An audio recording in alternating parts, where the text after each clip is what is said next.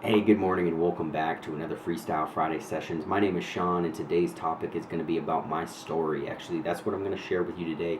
Last Friday, I mentioned about the benefits that it can have on you as an individual and your section, taking that section to the next level if you encourage and share your story as well. So today I wanted to share you mine. Hopefully it's not too long, hopefully it's not too boring, but it allows you to understand a little bit about who I am and why I am the way I am. But again, if you like this stuff, put it in the comment section down below. And if you want to share your story with me, I am all ears. I would love to hear and get to know you a little bit more than just going back and forth with YouTube. All right. So I was born in Methuen, Massachusetts, and then my family moved when I was like one or two over to Barrington, New Hampshire. I am Shaun Willette. My my middle name is Daniel, and I'm 32 years old. I don't know if I'm giving out too much information, but I'm not giving you like my social or anything, so I feel like I'm okay. Either way, so I am a Patriots fan because I was born and raised in New England, not just because of Tom Brady. So yeah, I don't want to hear any comments on that. I probably lost a few subscribers because I mentioned I was a Pats fan, but either way, so let's see. Born and raised in New Hampshire. Lived in a trailer park. I have two older brothers, a younger sister, two half brothers. So let me fill you in on that story. My parents both got together at a young age. I think 14. My mom was 14 when she got with my dad. Maybe a little bit before that. And my dad was like 17, 18, I want to say. 18 years old. So yeah, right? 18 and 14. Dad, what were you thinking? But so she got pregnant at 14 and then had my oldest brother, Vinny, at 15. So got pregnant at 14, had Vinny at 15, got pregnant again at 18, had my brother Josh at 18, got pregnant and had me at 19. Um, so yeah, I mean, three boys, and then after that, she had a miscarriage with my brother Jacob. I remember being young, 5 years old at the time, going up to my mom's stomach and feeling the kicks of the feed and everything else. And I used to talk to him. I actually have a tattoo of him on my back, my shoulder blade there. And yeah, so I was really excited to have a brother. And then I was not necessarily in the right context of what was going on, but I knew like I wasn't gonna have a brother anymore. So that kind of really, bummed me out. Kind of affected my childhood a little bit. 2 years after that, they had my sister Kayshell, which I think is like a blessing, because we have an amazing relationship, even though we're 7 years apart. We have a great connection, great communication, and yeah, I wouldn't trade it for the world. So I really feel like that was almost like maybe Jacob answering a prayer for me to have a younger sister or sibling, but yeah, so my parents are young. They dropped out of high school. My dad was a senior. My mom was a freshman. They both dropped out, and they're trying to live life. They're trying to figure out life. They got three kids by 19. And then my sister came along, and it was a lot. So we were poor growing up, to say the least. I remember having food stamps, like the actual food stamps. Like you could rip the piece of paper food stamp, go to the store, and it was like a dollar bill. I used to get candy and stuff. Thought it was cool. It's like fake money. But again, I didn't know the context of what I was living in. I didn't know I was poor. I didn't know what this was. Growing up through middle school or elementary, middle school, high school, getting free lunch. Sometimes getting made fun of, being the poor kid, or having the old clothes or the clothes that I had last year, not the cool new shoes. So you got picked on a little bit. Plus, I was a little runt. I'm only 5'5". So yeah, I was always like the little guy.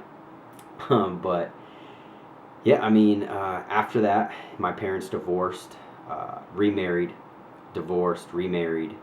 My dad had two other boys with his wife at the time. So I have two half brothers. I'm 32 years old, and one's 12 and the other one's 10.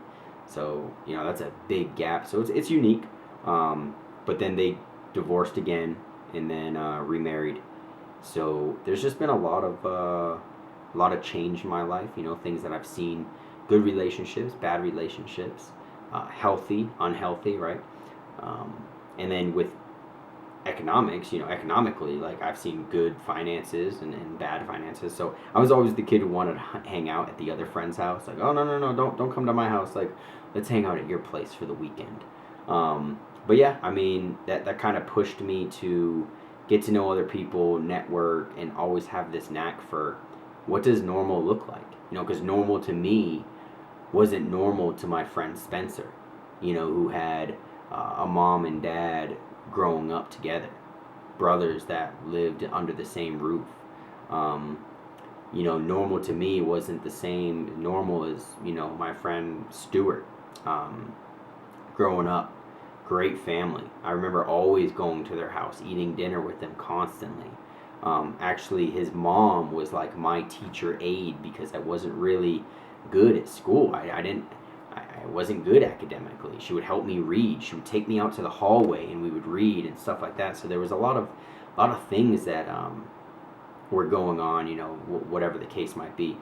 I kind of attest that to my parents not really having the time for kids, but really trying to figure out their own life. They did the best with what they could, but at the same time, it really did some numbers on our family. You know, I think all of our brothers, my brothers and my sister today, we all communicate about it. We're like, you know, yeah, like we didn't have the best life growing up, but you know what? It's what you do with it. It's the attitude you have about it. I can't sit back and say like all those things happened and then let it be the reason why I am the way I am. But what do you do with the actions moving forward, right? Um, but yeah, so moved a lot, traveled a lot, moved in with aunts and uncles, saw a lot in my life. Saw my mom get abused, saw my dad get abused. Um, uh, Saw a lot of a lot of things. I know I laugh and I joke. That's just kind of how I deal with some issues sometimes. But yeah, so more on a brighter note, right? So I go all the way through high school, pretty average. Didn't really want to go to college. Wasn't really academic. Didn't even take my SATs. But I started talking to my buddy who was joining in the military, and he joined. His name's Colin. He's out now, but nonetheless, he pointed me into the right points of contact with the recruiter out at Portsmouth, New Hampshire. And I talked to at the time, a tech sergeant, Matthew Smith. So thank you for enlisting me and feeling me as being worthy. But I always had that knack of wanting to be more or do more or feel like I was capable of more. And you know, I feel like he saw that same potential, or at least he lied to me and said I was good enough for the military. But he made some paperwork go away and get some things squared up, and he magically made this happen. So it was pretty cool. It was pretty cool coming into the military. I joined back in 2011, January. So I'm almost hitting my 10-year mark. I just finished my security clearance for my 10-year mark. So that was a headache trying to find all the information and just traffic back and forth with who knew you at this address, and you know, a lot of things happen within you know, being in the military for 10 years. So it was definitely interesting. But man, I tell you, I fell in love. I fell in love with the military from BMT on up. I don't know what it was, but there was just something calling me. It was about the camaraderie. It was the communication capability. It was the fact that what other job takes an untrained person, gives them all the training they need, pays them to go to travel, pays them to get this education, pays them to do this, pays them for all of these things, and you're getting trained and qualified and equipped, organized, like all of those words. Like, it's just so impressive to see that you can take someone from zero experience, give them the training, give them the experience, and have a lifetime of experiences and memories. And I think that's really what I really, you know, you enlist in the military, but when your heart and your desire truly overall enlist, when you mentally enlist, not just raise your hand and sign for another 4 or 6 years, but when you truly believe the processes and the programs and the people behind this, it changes the game. It changes your approach, your paradigm shift, uh, transitions from what can I get out of this to this is more than me, and it's always going to sustain and be more than me when I leave. So what can I give back to this? And it changes the game. But yeah, man, I fell in love with MRT, or Master Resiliency Training, or Resiliency Training. I fell in love with communication and trying to communicate. Being an effective communicator was something that I always lacked. I fell in love with just PT, a schedule, a regiment, a program. I'm task oriented. I could have my supervisor tell me, Aaron Willette, this is what I want you to do. Yes, sir. And I do it. I'm a good follower, and now I'm in love with leadership.